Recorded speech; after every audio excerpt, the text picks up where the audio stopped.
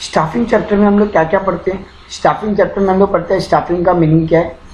हम लोग पढ़ते हैं कि स्टाफिंग का ह्यूमन रिसोर्स मैनेजमेंट का स्टाफिंग में रोल क्या है, स्टाफिंग का इम्पोर्टेंस क्या है, स्टाफिंग का फीचर्स क्या है, और उसके बाद स्टाफिंग का स्टेप्स क्या है।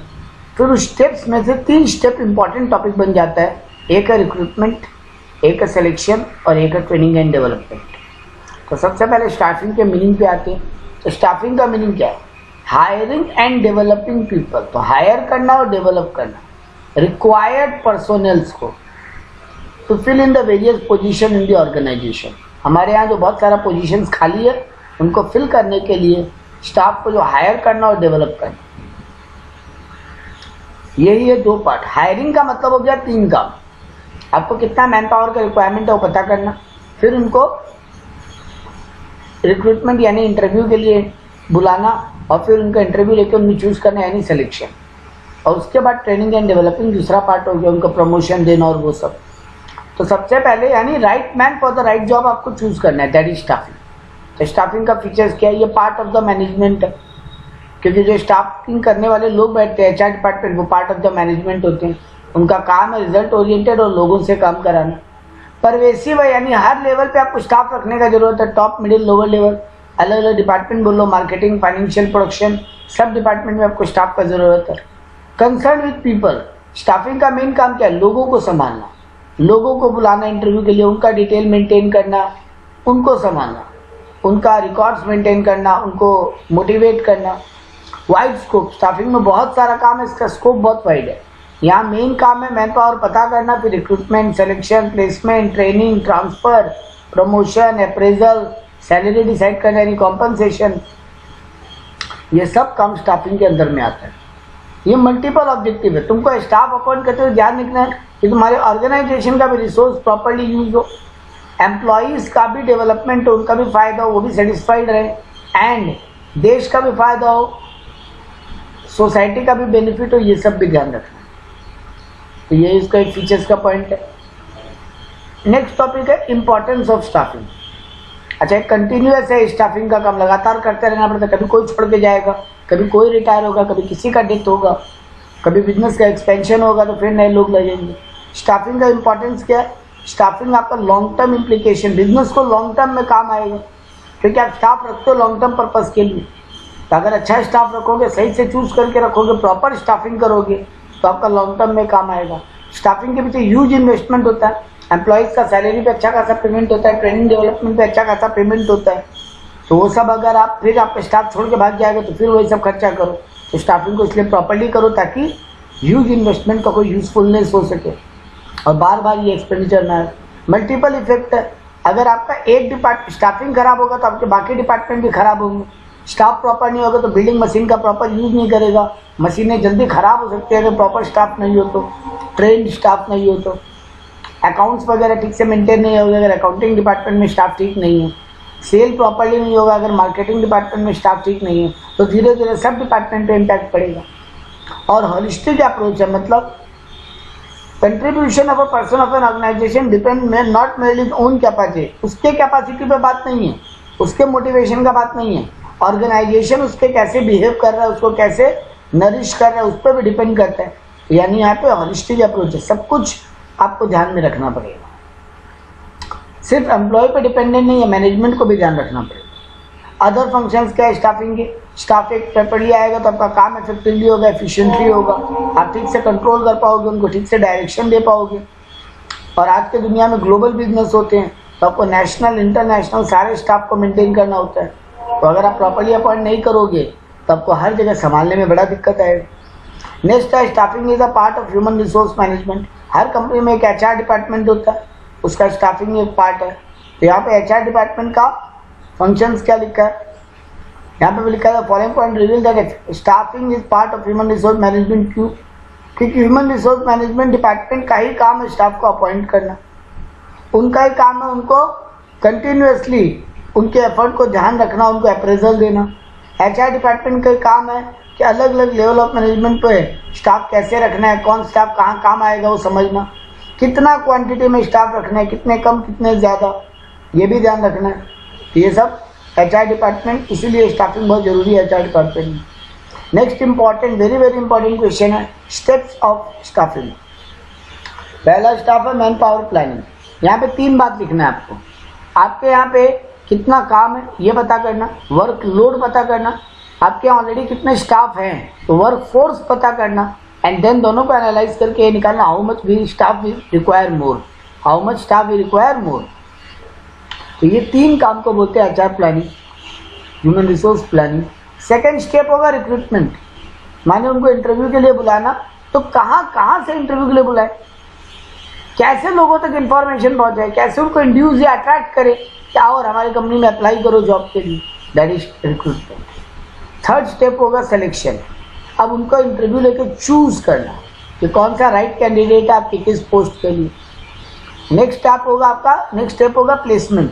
कौन सा आदमी किस ब्रांच में बैठेगा, किस डिपार्टमेंट में बैठेगा, ये सब कौन हायर में जाएगा, कौन जूनियर में जाएगा। प्लेसमेंट यानी उसका पोजीशन क्या होगा, लोकेशन क्या होगा। Next is orientation.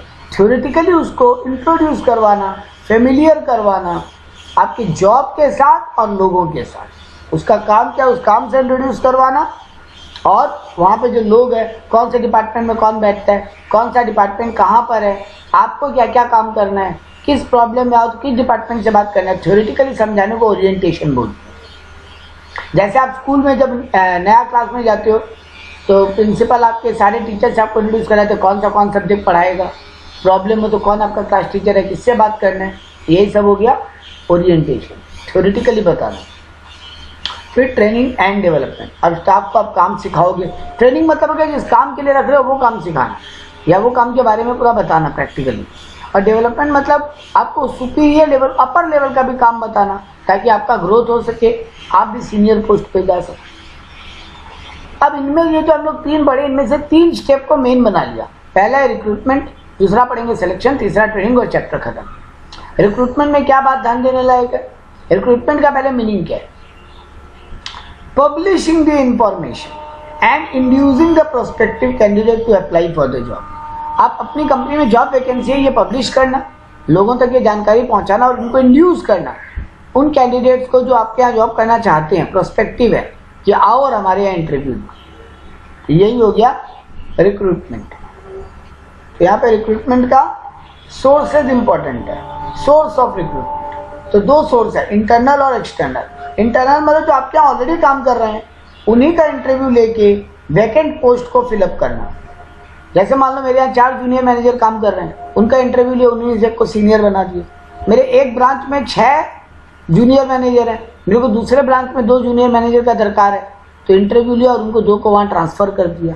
तो ये वो इंटरनल सोर्स, जो मेरे ऑलरेडी काम कर रहे हैं उन्हीं को हायर पोस्ट या ट्रांसफर देना। तो यही 2 बन गया इंटरनल सोर्स का type, promotion and transfer. Promotion मतलब तुमको हायर पोस्ट देना, प्रमोशन वर्टिकल होता है, नीचे की पोस्ट से ऊपर की पोस्ट पे जाना, और ट्रांसफर हॉरिजॉन्टल होता है। आप एक डिपार्टमेंट या एक ब्रांच के मैनेजर हो, आपको दूसरा डिपार्टमेंट का ब्रांच या मैनेजर ही बनाए, same post but different department और डिफरेंट सिटी और डिफरेंट ब्रांच।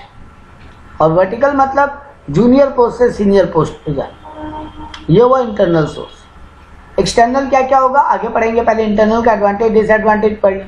तो इंटरनल का एडवांटेज ये है कि आपका स्टाफ जॉब से फेमिलियर रहेगा, उसको काम के बारे में पता रहेगा, इजीली वो काम कर पाएगा। दूसरा बोला ये इकोनॉमिकल पड़ेगा, कंपनी को इतना इंटरव्यू नहीं लेना पड़ेगा, एक्सपर्ट्स बैठते हैं बड़े बड़े इंटरव्यू में, उनको नहीं बुलाना पड़ेगा, तो खर्चा बचेगा, सस्ता पड़ेगा। स्टाफ भी मोटिवेटेड होगा कि हाँ मैंने अच्छा काम किया, तो देखो मेरे को प्रमोशन या ट्रांसफर मिला। दूसरे स्टाफ भी मोटिवेटेड होंगे कि हम भी बेटर काम करेंगे तो हमको भी ट्रांसफर मिलेगा। और आपके यहाँ जो ऑलरेडी टैलेंट है, जो जूनियर में है, आपको लगता है इतना टैलेंटेड है कि इसको सीनियर होना चाहिए था, तो उसका बेटर यूटिलाइजेशन हो जाएगा। छोटी ब्रांच में है बट आपको लग रहा है ये बड़ा काम भी संभाल सकता है, तो उसको बड़ी ब्रांच के सेम पोस्ट दे दिया ट्रांसफर, तो ये भी तो इंटरनल का एडवांटेज। अब आ गया इंटरनल का लिमिटेशन या डिसएडवांटेज। आपको चॉइस बहुत लिमिटेड मिलेगा। अगर हम इंटरनली 4 जूनियर का इंटरव्यू लेके एक सीनियर बना रहे हैं तो यहाँ पे 40 लोगों का इंटरव्यू लेने का मौका मिल रहा है, बट अगर हम बाहर से बुलाते हो सकता है 40 लोग को बुला पाते, 400 लोग आते इंटरव्यू देने, उनमें से एक चूज करते तो ज़्यादा चॉइस मिलता। इनकम्प्लीट सोर्स है ये। हो सकता है आपके इंटरनली जो लोग हैं वो इतना टैलेंटेड नहीं है, अब आप उनमें से एक को अगर हायर पोस्ट दे रहे हो तो आप एक तरीके से देखा जाए तो स्किल्ड और आपको जो स्किल्स दरकार आए पोस्ट पे, आपको वैसा बंदा नहीं मिल रहा है काम करने के लिए, तो इनकम्प्लीट सोर्स है। कई बार आप उन एम्प्लॉय पे रिलाई नहीं कर पा रहे इंटरनल पे, वो उतने रिलायबल नहीं है कि वो काम कर देंगे आपका, बट आप उन्हीं में जाकर एक को प्रमोशन दे रहे हो या ट्रांसफर दे रहे हो, आपका कंपनी का कोई फायदा नहीं हो रहा। बाहर से आता तो हो सकता है फ्रेश टैलेंट आता। तो अगला पॉइंट वही है, अगर आप इंटरनल सोर्स करते हो तो फ्रेश टैलेंट नहीं आएगा आपके पास, नया ब्लड नहीं आएगा।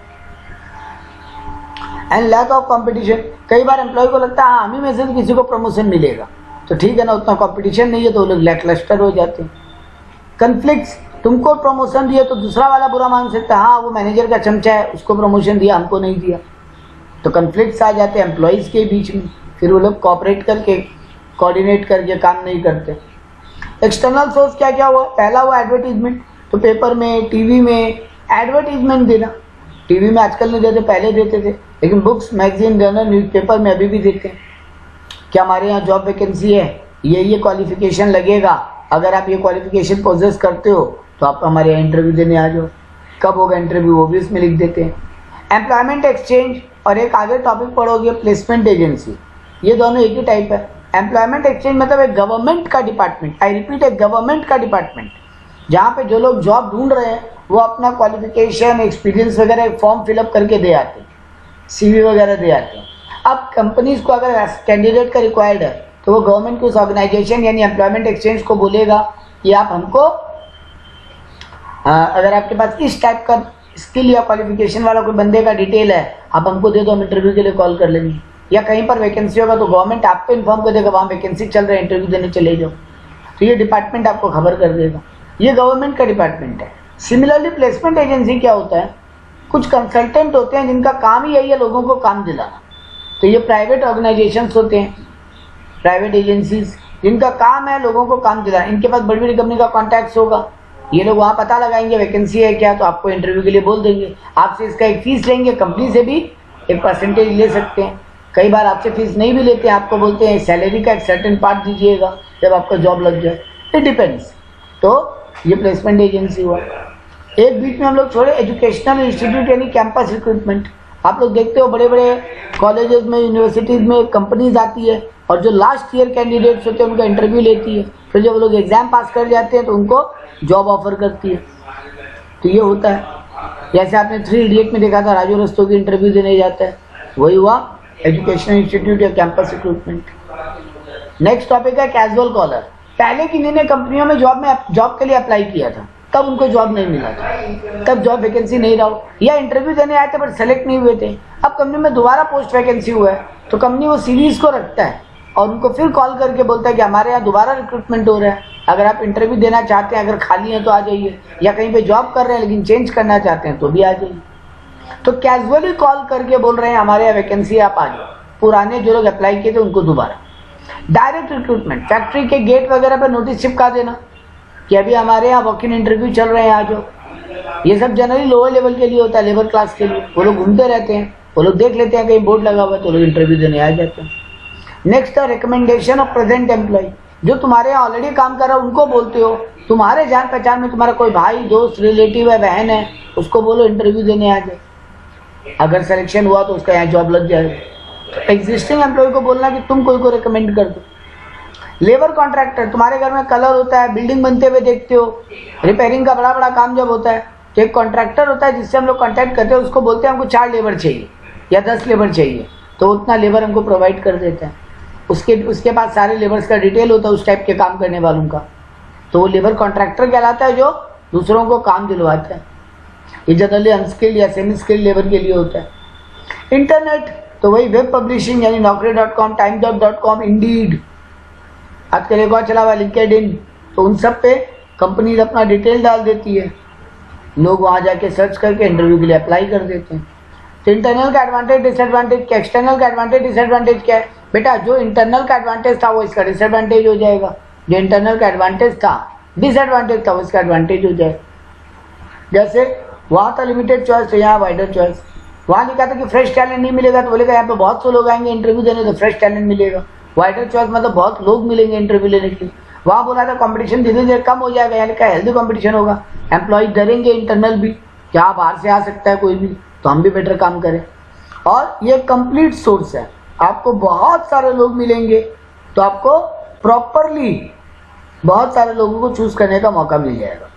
लिमिटेशन ऑफ एक्सटर्नल, तो वहां था कि प्रेजेंट एम्प्लॉय मोटिवेटेड होंगे, तो बोले यहाँ प्रेजेंट एम्प्लॉय फ्रस्ट्रेट होगा, क्या हम इतना साल काम किया, हमको प्रमोशन नहीं दिया या हमको ट्रांसफर नहीं दिया, दूसरे को ले आया।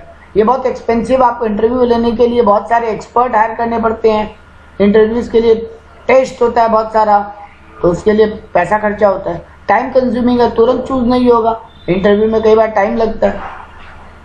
और अनसर्टन सोर्स, जो नया आएगा तुम एक इंटरव्यू में कैसे गेस करो वही परफेक्ट है, वो अच्छा है कि बुरा है उतना, तो ये कई बार अनसर्टेनिटी बहुत होता है कि जो चूज किया वो सही नहीं हुआ। तो नेक्स्ट है सिलेक्शन।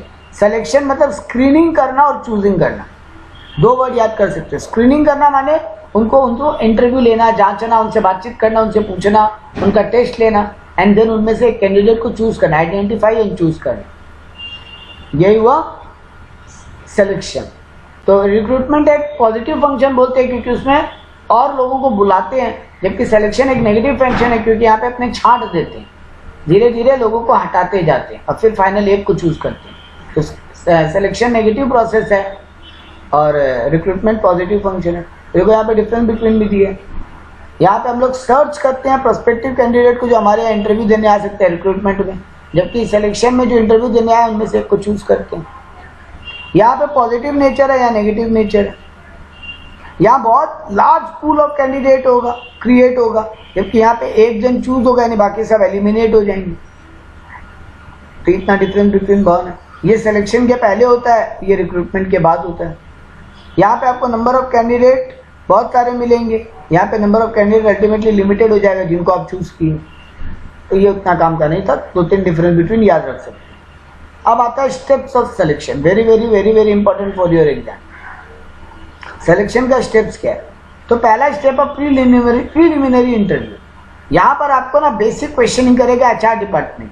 वो आपको जगह पहले कहाँ जॉब करते हो, तो यहाँ क्यों आना चाहते हो, आपका क्वालिफिकेशन क्या है, वो आपका बेसिक जानकारी लेगा। तो ये चेक करने के लिए कि whether you are suitable for the job और नॉट, तभी आपको इंटरव्यू में आगे जाने देगा। अगर आप सुटेबल नहीं हो, मिसमैच हो, अनक्वालिफाइड हो, तो आपको हटा देगा पहले ही। जैसे मान लो हमारे यहाँ अकाउंट्स के टीचर का वैकेंसी चल रहा है और कोई केमिस्ट्री का इंटरव्यू देने आ गया, तो उसको तो लेना नहीं है, तो उसको पहले बोल देंगे सर अकाउंट्स का इंटरव्यू चल रहा है, आप जा सकते हैं। हमको बीकॉम ग्रेजुएट चाहिए, कोई CA आ गया, हमको उतना महंगा एम्प्लॉय नहीं चाहिए, मेरे छोटा मोटा काम है मेरे यहाँ, तो या ऑलरेडी मेरे यहाँ एक CA है, तब हमको दूसरे सिंपल लोग चाहिए कम क्वालिफाइड, क्योंकि उनसे हमको बेसिक काम करवाना है खाली। तो हम बोल सकते हैं सर आपका रिक्वायरमेंट नहीं है। या मेरे यहाँ MCOM मिनिमम क्वालिफिकेशन है और आप BCOM हो, हम बोल सकते हैं कि आपका रिक्वायरमेंट आपका नहीं होगा। तो ये सब रीजन से हम आपको सेलेक्ट हटा सकते हैं। एप्लीकेशन फॉर्म, सेकंड स्टेप क्या होगा, हम आपसे एक फॉर्म फिलअप कराएंगे जिसमें आप अपना क्वालिफिकेशन, एक्सपीरियंस, फैमिली बैकग्राउंड ये सब चीज़ भर के दो, एड्रेस वेड्रेस। तो आपसे सिंपली बात है फॉर्म फिलअप होगा। अब उसके बाद होगा सिलेक्शन टेस्ट। आप अगर टीचर के लिए आए हो तो डेमो दिलवाएंगे, कोई क्वेश्चन पेपर आपको भरने बोलेंगे, आपसे आपका इंटरेस्ट क्या है, आपका कॉमन सेंस कितना अच्छा है, आप इमोशनली कैसे हो, आप नए नए चीज़ों को अडॉप्ट कर सकते हो कि नहीं। आपका टेस्ट होगा बहुत सारा, रिटन, ओरल, डेमो, बहुत कुछ। तो देखो टेस्ट कितने टाइप का है। पहला बोला प्रोफिशिएंसी टेस्ट। तो these test are designed to measure like skill and knowledge which candidate already possess. तुम्हारे अंदर क्या स्किल या नॉलेज है वो चेक करने के टेस्ट को बोलते हैं प्रोफिशिएंसी, तुम कितने प्रोफिशिएंट हो। सेकेंड हुआ अचीवमेंट और ट्रेड टेस्ट। यहाँ पे तुमको वो काम का क्वेश्चन देंगे जो काम के लिए तुम आए हो। अकाउंटेंट के जॉब के लिए आए हो तो बोलेंगे बैलेंस शीट PL बना के दिखाओ थोड़ा सा, या इसका जर्नल क्या होगा, उसका जर्नल क्या होगा। अगर तुम टीचर के जॉब के लिए आए तो डेमो दे के दिखाओ। तो ट्रेड टेस्ट मतलब जिस काम के लिए आए हो उसका टेस्ट, रिटर्न, ओरल कुछ भी हो सकता है। स्किल या डेक्सिटी टेस्ट मतलब तुम ऑलरेडी क्या स्किल पोजेस कर रहे हो और कितना जल्दी तुम नया स्किल सीख जाओ। ये सब तुम्हारा टाइपिंग जॉब है तो तुम्हारा स्पीड क्या है वो सब चेक करना। अब आता है एप्टीट्यूड टेस्ट। तुम कितना इजीली नई चीज़ों को सीखने के लिए अडेप्टेबल हो, तुम कितना नया नॉलेज गेन करने के लिए खुश हो, तुम क्या नया नया स्किल सीख पाओगे। जैसे मान लो टीचर में अचानक कोरोना आया तो ऑनलाइन मोड आ गया, क्या जब अब इंटरव्यू लेते हैं तो देखते हैं क्या तुम ऑनलाइन मोड इजीली अडॉप्ट कर लोगे, या नया कोई और टेक्निक आ गया तो अडॉप्ट कर लोगे क्या। नेक्स्ट है इंटेलिजेंस टेस्ट, यानी तुम्हारा IQ टेस्ट, तुम्हारा बेसिक कॉमन सेंस टेस्ट करना। और लास्ट 2 बच्चे इंटरेस्ट टेस्ट, यानी तुमको क्या पसंद है क्या ना पसंद है। अब तुमको मान लो कॉमर्स टीचर तो रख लिया, बीएसटी पढ़ाने में ज़्यादा मजा आता है कि इको की अकाउंट्स, तो उस हिसाब से चूज करेंगे। और लास्ट है पर्सनैलिटी टेस्ट, तुम इमोशनल कितने हो, तुमको गुस्सा कितना आता है, ये सब चीज़ चेक करना ताकि तुम चीज़ों को मैनेज कर पाओगे कि नहीं। इसका एडवांटेज क्या है टेस्ट लेने का, हमको मेजरमेंट मिल जाता है कि मेरा कैंडिडेट कैसा है, हम वेरीफाई कर लेते हैं कि उसको और ट्रेनिंग वगैरह क्या देने का ज़रूरत है, हम ये समझ जाते हैं कि किस पार्ट किस टाइप के काम के लिए ज़्यादा यूजफुल होगा, तुम्हारे लिए क्या स्टैंडर्ड सेट करें जॉब का, ये सब करने को समझ में आता है। सिलेक्शन टेस्ट का बुराई में एक ही मेन बुराई है कि सर एक इंटरव्यू में आप नहीं समझ सकते, सब इंटरव्यू में अपने आप को अच्छा ही दिखाते हैं, तो आप एक इंटरव्यू में चूज नहीं कर सकते कि वो कितना सही आदमी है काम के लिए। नेक्स्ट, पहला स्टेप क्या हुआ, यानी सिलेक्शन का प्रीलिमिनरी स्क्रीनिंग, दूसरा एप्लीकेशन फॉर्म भरवाना, तीसरा टेस्ट लेना। Now fourth one is employment interview. यहाँ तुम्हारे सामने उस कंपनी का एक्सपर्ट आके बैठेगा, उस डिपार्टमेंट का हेड आके बैठेगा और वो तुमसे एकदम हार्डकोर काम रिलेटेड क्वेश्चन पूछेगा। ऐसा गड़बड़ होता तो कैसे ठीक करते, वैसा प्रॉब्लम आता तो कैसे उसको संभालते, मेरे काम में अगर ये और कॉम्प्लेक्सिटी बढ़ेगा तो कैसे करोगे काम, इस चीज़ का एंट्री पास करके दिखाओ, उस चीज़ का एंट्री बना के दिखाओ। यानी तुमसे तुम्हारे मेन काम का इंटरव्यू लेगा, वो भी उस कंपनी का उस डिपार्टमेंट का सीनियर। जैसे अगर हम अकाउंटेंट के लिए जॉब करने आए तो सीनियर अकाउंटेंट इंटरव्यू लेगा, टीचिंग के लिए आए तो वहाँ का सीनियर मोस्ट टीचर उस कॉमर्स डिवीज़न का या साइंस डिवीज़न का वो मेरा इंटरव्यू लेगा। ये हुआ आपका इंटरव्यू राउंड। अब नेक्स्ट है मेडिकल और फिजिकल एग्जामिनेशन राउंड। कभी कभी कुछ जॉब ऐसे होते हैं जहाँ लाइफ का डेंजर है या आपको बहुत भाग दौड़ के काम करना है, या क्या बोलते हैं आर्मी वाला जॉब है, पुलिस वाला जॉब है, तो आपका मेडिकल टेस्ट भी होता है कि आप फिट टू हो गए उस जॉब के लिए, फिजिकली एंड मेंटली आप फिट हो गए नहीं।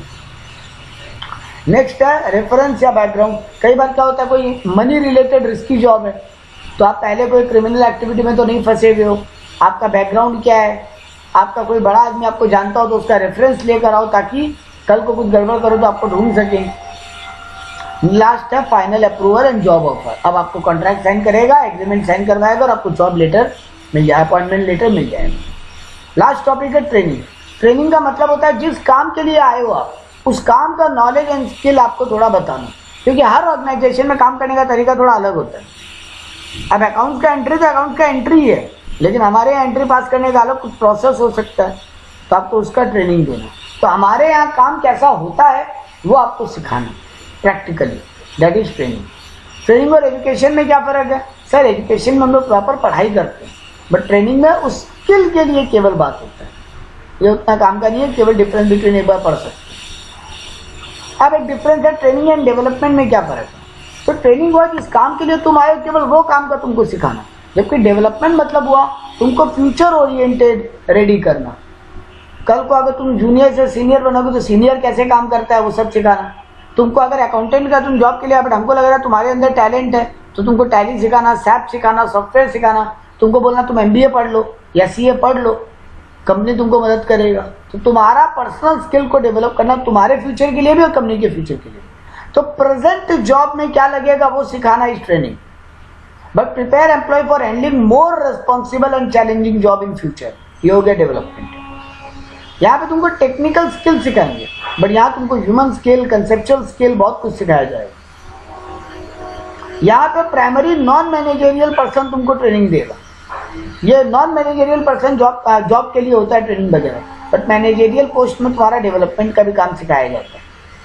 तुमको यहाँ पे development skill already possess by the worker, तुम जो स्किल रखते हो उसको और डेवलप का बात किया जा रहा है ट्रेनिंग में, बट यहाँ तुमको नया स्किल, नया टैलेंट ही सिखाया जा रहा है। ये बहुत शॉर्ट पीरियड के लिए होगा, बट ये लॉन्ग पीरियड के लिए होगा। तो ये हुआ इसका डिफरेंस बिटवीन।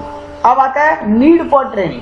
ट्रेनिंग का जरूरत क्यों है दुनिया में? ताकि तुम, पहले बात तो यहाँ बोला कंपनी को क्या फायदा है ट्रेनिंग देने से, तो अगर नया रिक्रूट ट्रेंड होगा, एक्सपीरियंस नहीं है तो उसको जॉब ट्रेनिंग देना जरूरी है। वो ट्रेंड होगा तो काम को बेटर वे में करेगा। फ्रेशर वगैरह होगा तो उसको ट्रेनिंग देके काम कराओगे तो गलती नहीं करेगा, वेस्टेज नहीं करेगा, रिसोर्सेज को बचाएगा, वो अपना काम को बेटर वे में करके देगा तो कंपनी का फायदा होगा, उसका भी सेफ्टी रहेगा, उसको इंजरी नहीं होगा। अगर प्रॉपर ट्रेंड करके काम कराओगे तो कंपनी का भी फायदा होगा कि फालतू एक्सपेंडिचर नहीं लगेगा बाद में उसके इलाज का। अगर मर गया तो घर में पैसा देना पड़ेगा, वो भी झमेला नहीं। ट्रेनिंग अगर तुमको मिलेगा तो एम्प्लॉय का भी फायदा है, वो भी वर्सेटाइल होगा, कभी जॉब छोड़ के जाएगा और प्रॉपर काम जानता होगा तो आगे भी काम कर पाएगा, नया नया टेक्नोलॉजी सीखेगा और वो भी जॉब के लिए राइट पर्सन बन जाएगा। यही इसका फायदा है ट्रेनिंग का। नेक्स्ट आंसर अगेन वही है, इंपॉर्टेंस ऑफ ट्रेनिंग, सेम बात है। कंपनी को क्या फायदा है, तो सुपरवाइजर पे बर्डन कम हो जा रहा है। इसके अलावा हाई प्रोडक्टिविटी होगा, कंपनी का प्रोडक्टिविटी बढ़ेगा अगर एम्प्लॉय ट्रेंड हो जाएगा तो। सुपरवाइजर पे बर्डन कम होगा, नज़र कम रखना पड़ेगा, गलतियां कम होगी तो उसको ध्यान कम देना पड़ेगा। बेटर सेफ्टी, एम्प्लॉय सेफ रहेगा, एक कंपनी को इकोनॉमिकल पड़ेगा, यानी वेस्टेज वगैरह नहीं होगा, एम्प्लॉय का मोरल हाई रहेगा, उसका भी करियर ग्रोथ होगा, उसको प्रमोशन मिलेगा, जॉब का स्टेबिलिटी रहेगा, ऑर्गेनाइजेशन का भी ग्रोथ होगा। ट्रेंड एम्प्लॉय का क्या फायदा है, तो यही दोबारा रिपीट किया, इसमें कुछ नया बात नहीं किया। अब आता है types of training, last answer, types of training.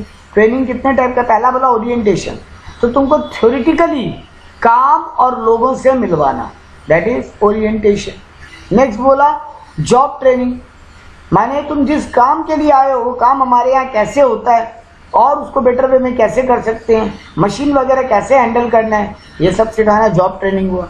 Safety training यानी काम करते वक्त तुमको अपना सेफ्टी कैसे रखना, उसके इंस्ट्रक्शन समझाना, वो सब सिखाना। प्रमोशनल ट्रेनिंग यानी जब तुम काम करते करते बढ़िया हो गए हो तो एग्जिस्टिंग एम्प्लॉय को हायर पोस्ट पे ले जाना है, तो हायर पोस्ट में काम कैसे होगा वो बताना। फिर बोला रिफ्रेशर ट्रेनिंग, नया नया फ्रेशर जो आता है, जो लोग पहली बार बस एग्जाम पास किया और इंटरव्यू जॉब देने आ गया, वो लोग कभी काम किए नहीं है, तो उनका ट्रेनिंग होना, that is freshers training.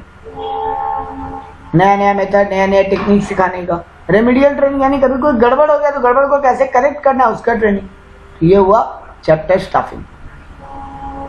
Next chapter हम लोग स्टार्ट कर रहे हैं कंट्रोल। तो स्टूडेंट्स नेक्स्ट चैप्टर है कंट्रोलिंग।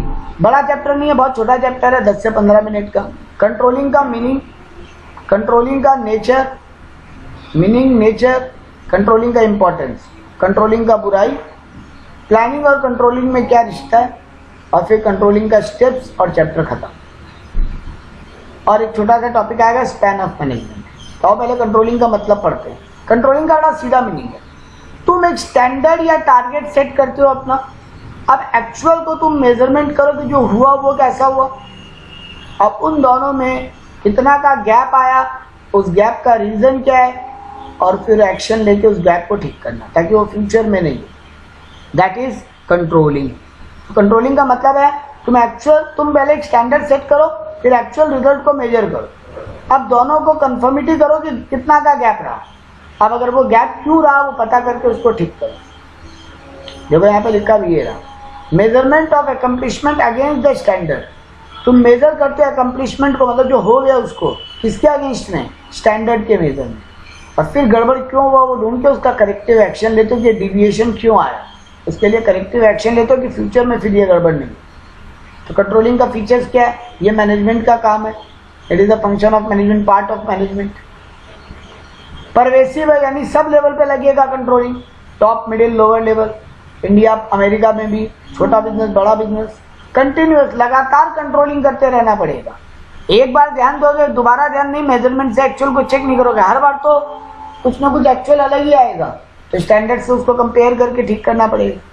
डायनेमिक है, तुमको अपने स्टैंडर्ड भी बदलते रहने पड़ेंगे, तुम स्टैंडर्ड को सेम नहीं रख सकते, तुम्हारा स्टैंडर्ड बदलेगा और कंट्रोल करने का, एक्शन लेने का तरीका भी बदलेगा।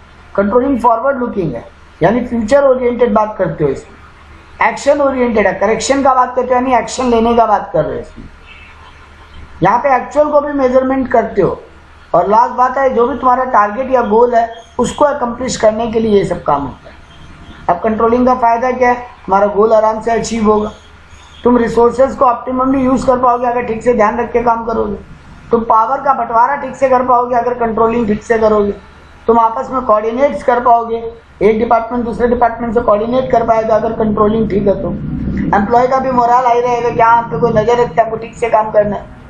सिंप्लीफाइड हो जाएगा सुपरविजन, अगर कंट्रोलिंग का प्रोसेस बढ़िया होगा तो सुपरवाइजर को उतना ज़्यादा नजर नहीं रखना पड़ेगा, तुम्हारा फ्यूचर का प्लान बेटर बनेगा अगर तुम प्रॉपर वे में कंट्रोल करते हो, और कोई भी चेंज या कॉम्प्लेक्सिटी यानी मुश्किल आएगा तो इजीली कोप अप कर लोगे क्योंकि तुमको पता है कि कैसे चीज़ों को मैनेज करना है। कंट्रोलिंग का बुराई क्या है, ये स्टैंडर्ड सेट करना ही तो बहुत मुश्किल है, कंट्रोलिंग कॉस्टली है, टाइम कंज्यूमिंग है, क्योंकि कंट्रोलिंग के लिए लोग लगते हैं, एक्सपर्ट लगेंगे और टाइम भी लगता है। एम्प्लॉय लोग ये सब कंट्रोलिंग वगैरह सीसीटीवी कैमरा लगाना और ये सब पसंद नहीं करते। और कई बार तुम्हारा कंट्रोलिंग का सिस्टम तो बहुत अच्छा है, लेकिन कॉम्पिटिटर या गवर्नमेंट कोई रूल बदल दिया, कॉम्पिटिटर नया पॉलिसी ले आया, कोई एक्सटर्नल फैक्टर यानी नेचुरल कैलामिटी आ गया और तुम्हारा कंट्रोलिंग फेल हो गया, मार्केट में डिमांड चेंज हो गया, ये हो गया कंट्रोलिंग का बुराई। तो कंट्रोलिंग यहाँ पे काम नहीं करेगा। नेक्स्ट आंसर है प्लानिंग और कंट्रोलिंग में रिलेशनशिप क्या है। तो देखो पहला पैराग्राफ में प्लानिंग का मतलब लिखना। Planning is thinking in advance about future course of action. Controlling मतलब स्टैंडर्ड को एक्चुअल से मेजर करके डिविएशन निकाल के उसका एक्शन लेना। तो पहले 2 पैराग्राफ में मीनिंग लिखो, फिर पैरा बदला के बोलो प्लानिंग कैसे कंट्रोलिंग पे डिपेंडेंट है। भले तुम प्लान किए बट अगर चीज़ों को कंट्रोलिंग नहीं किया, एक्चुअल को मेजरमेंट करके गैप ढूंढने का काम नहीं किए, तो वो प्लान बनाने का फायदा क्या हो। तो planning is wastage without controlling. अब उल्टा बोलो कंट्रोलिंग कैसे प्लानिंग पे डिपेंडेंट है, कि तुम अगर प्लान ही नहीं बनाओगे तो कंट्रोल कैसे करोगे। जब तुमको यही नहीं पता तुम्हारा स्टैंडर्ड क्या है तो तुम क्या एक्शन लोगे, तो ठीक हुआ कि नहीं हुआ कैसे डिसाइड करोगे। तुमको यही नहीं पता एग्जाम में लाना कितना है, तो 75 जो आया मेरा एग्जाम में वो अच्छा है कि बुरा है हमको कैसे पता। तो कंट्रोलिंग फेल है प्लानिंग के बिना। लास्ट पैराग्राफ में निकला कि कंट्रोलिंग और प्लानिंग दोनों फॉरवर्ड लुकिंग और बैकवर्ड लुकिंग है। कंट्रोलिंग में भी हम फ्यूचर का बात करते हैं, प्लानिंग में भी हम फ्यूचर का बात करते हैं। कंट्रोलिंग भी पास्ट को देख के एक्शन लेने का बात करता है, जो हो गया उसको देख के। प्लानिंग भी पास्ट को देख के आगे के लिए प्लानिंग बनाते हैं। इसलिए both are forward looking and backward looking, और दोनों एक दूसरे पे डिपेंडेंट है। ये हो गया इनका रिलेशनशिप। लास्ट आंसर वैसे तो बड़ा आंसर में steps in the process of planning. तो पहला स्टेप यही है, तुम अपना वो डिजायर्ड रिजल्ट यानी स्टैंडर्ड सेट करो। दूसरा पॉइंट बोला एक्चुअल परफॉर्मेंस को मेजरमेंट करो कि क्या हुआ। तुम्हारा टारगेट था 1 लाख पीस बनना चाहिए 10 दिन में, 10 दिन खत्म हो गया है, अब तुम्हारा प्रोडक्शन हुआ है मान लो 7 लाख। अब गैप निकालो। थर्ड स्टेप हो गया comparison of actual performance with standard. तो थर्ड स्टेप क्या हो जाएगा, पहला स्टेप हो गया 10 लाख का टारगेट सेट करना, दूसरा एक्चुअल कितना वो मेजरमेंट करना, तीसरा स्टैंडर्ड तुम्हारा स्टैंडर्ड और एक्चुअल का कितना गैप हुआ 3 लाख का, तो गैप निकालना। फोर्थ वन इज गैप का रीजन ढूंढना। फोर्थ वन इज गैप का रीजन ढूंढना। कम बना क्योंकि इलेक्ट्रिसिटी नहीं था, कम बना तो अगर कम बना इलेक्ट्रिसिटी नहीं था तो उसका एक्शन क्या होगा, जनरेटर वगैरह लगाओगे। लेबर लोग स्ट्राइक पे चले गए थे इसलिए दिक्कत हुआ, ये रीजन है, कॉजेज है ये, तो उसका एक्शन क्या होगा, अगली बार एम्प्लॉय से पहले बात करके रखो, उनको बोनस देने का लालच या नया एम्प्लॉय को अपॉइंट करने का रास्ता ढूंढ के रखो। कॉन्ट्रैक्चुअल से बात करके रखो, कॉन्ट्रैक्टर लोग से कि जब जरूरत हो तो लेबर भेजना। सप्लायर स्ट्राइक कर दिया इसलिए रॉ मटेरियल नहीं आया, तो पहले से थोड़ा स्टॉक, अगली बार एक्शन क्या लोगे, पहले से और ज़्यादा स्टॉक जमा करके रखोगे रिजर्व में। तो ये सब एक्शन ले सकते हो ये सब रीजंस के लिए। तो अगला स्टेप वही है टेकिंग एक्शन। तो पहले स्टैंडर्ड सेट करो, एक्चुअल को मेजर करो, दोनों को कंपेयर करो, मतलब गैप ढूंढो, फिर उसका रीजन ढूंढो और फिर एक्शन लो। यही इसका स्टेप्स है। अब यहाँ पे ये थर्ड स्टेप है ना, फोर्थ स्टेप रीजन ढूंढने वाला, उसमें 2 पॉइंट हो रहेंगे। एनालाइजेशन और डिविएशन में 2 पॉइंट आएगा, क्रिटिकल पॉइंट एनालिसिस और control by exception. Critical point analysis का मतलब यही होता है कि तुम्हारा बिजनेस में बहुत सारा एक्टिविटी हो सकता है, बट कुछ एक्टिविटी ऐसा है जो नॉर्मल है, उतना इम्पैक्ट नहीं करेगा बिजनेस का performance and decision making. 2 word, performance and decision making को उतना इम्पैक्ट नहीं करेगा, वो क्रिटिकल नहीं है। लेकिन कुछ ऐसे काम हो सकते हैं जो बहुत ज़्यादा बिजनेस के डिसीजन को इम्पैक्ट करेंगे, बहुत क्रिटिकल है। जैसे एग्जांपल देते हैं, मेरे यहाँ पोस्ट करने का खर्चा, पोस्टल खर्चा 1 लाख रुपया लगता है, इस बार वो 10% से बढ़ गया, तो कितना ही बढ़ जाएगा 1 लाख। 1 लाख का 10% 10,000 सॉरी। लेकिन अगर मान लो रॉ मटेरियल का दाम मेरा 2% भी बढ़ा और रॉ मटेरियल यहाँ 20 करोड़ का लगता है, तो 20 करोड़ का 10% 2 करोड़, तो 1% 20 लाख, तो 10% हो गया 40 लाख। तो 40 लाख से रॉ मटेरियल का दाम बढ़ गया, सर ये बहुत इम्पैक्ट करेगा। तो रॉ मटेरियल का दाम बढ़ना बहुत क्रिटिकल है बिजनेस के लिए, क्योंकि वो रोज लगता है। सर पोस्टल तो आप कभी कभी करते हैं, तो पोस्टल एक्सपेंस बढ़ भी जाए थोड़ा बहुत फर्क नहीं पड़ेगा। एक तो ये बड़ा एक्सपेंडिचर है और रोज लगता है, और रॉ मटेरियल बढ़ेगा तो तुम्हारा मैन्युफैक्चरिंग कॉस्ट भी बढ़ जाएगा, तो तुमको सेलिंग प्राइस तुम बढ़ा नहीं पाओगे, तुम्हारा प्रॉफिट मार्जिन गिर जाएगा। और सेलिंग प्राइस बढ़ाओगे तो सेल गिर जाएगा, बहुत प्रॉब्लम हो जाएगा। तो ये वो क्रिटिकल पॉइंट को पता करो, उसको ठीक करने का कोशिश करो, उसके लिए प्लान करो, उस पर एक्शन लो। और एक हो गया कंट्रोल बाई एक्सेप्शन। तुम एक रेंज सेट किए थे कि 2% तक का वेस्टेज बर्दाश्त है, 2 से 4% तक का वेस्टेज बर्दाश्त है, तुम्हारा वेस्टेज 8% हुआ, तो ये तुम्हारा रेंज के भी बाहर चला गया, तो ये एक्सेप्शनल है, इसको ध्यान दो, इसको ठीक करो। क्योंकि यहाँ बोलता है तुम सब कुछ नहीं सुधार सकते, तुम सब कुछ ठीक करने गए तो पता चला कुछ भी ठीक नहीं होगा। If you try to control everything you might end up by controlling nothing. तो तुमको एक्सेप्शनल आइटम्स को कंट्रोल करना जरूरी है, सब कुछ कंट्रोल करने मत जाओ।